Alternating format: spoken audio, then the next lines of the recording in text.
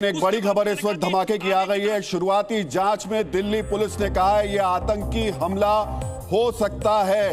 ये दिल्ली पुलिस की तरफ से कहा गया है, यानी कि जिस एंगल पर जांच हो रही थी, जिस दिशा में जांच बढ़ रही थी, उसमें जो पहली बात निकलकर सामने आई है उसमें दिल्ली पुलिस की तरफ से कहा गया है कि ये आतंकी हमला हो सकता है। और इसके बाद में देश के अलग अलग हिस्सों में भी हाई अलर्ट कर दिया गया। यूपी, मुंबई, तमाम ऐसी जगह जहां पर इस वक्त पुलिस हाई अलर्ट पर है। नीरज, पुलिस कह रही है कि यह आतंकी हमला हो सकता है।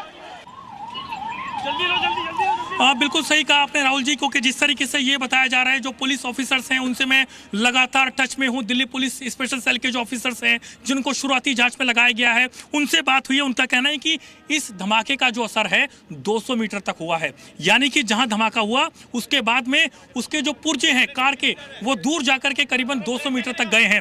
और इसी के साथ ही ठीक सामने जो जैन मंदिर है उसके शीशे तक टूट गए हैं, जो कि हमने जी न्यूज़ पर दिखाया है।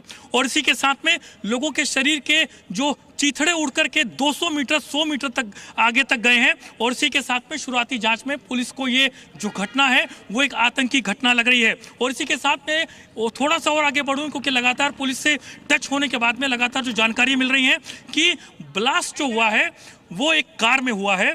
और इसी के साथ में जो ब्लास्ट हुआ है उसकी वजह से जो जमीन है उसमें कोई गड्ढा नहीं हुआ है, क्योंकि अगर जमीन पर ये धमाका कहा जा रहा था कि तो चलती हुई कार में ब्लास्ट हुआ है, कुछ ये जानकारी पता चल पाई है?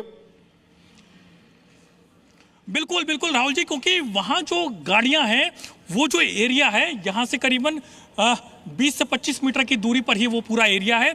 एक के बाद एक जो गाड़ियां हैं वहां पर खड़ी हुई थी, क्योंकि रेड लाइट थी, क्योंकि उस इलाके में रोड क्रॉस करने वाले लोगों की ज़्यादा भीड़ होती है, क्योंकि वहां पर गाड़ियां जो हैं उनकी रफ्तार बहुत धीमी हो जाती है। रेंग रेंग कर वहां पर गाड़ियां चलती हैं, ई रिक्शा वहां पर खड़े होते हैं, जिसकी वजह से गाड़ियों की स्पीड बहुत कम थी। और उसके बाद में हो सकता है कि अगर ये आतंकी घटना है तो एक बड़ी साजिश के तहत समय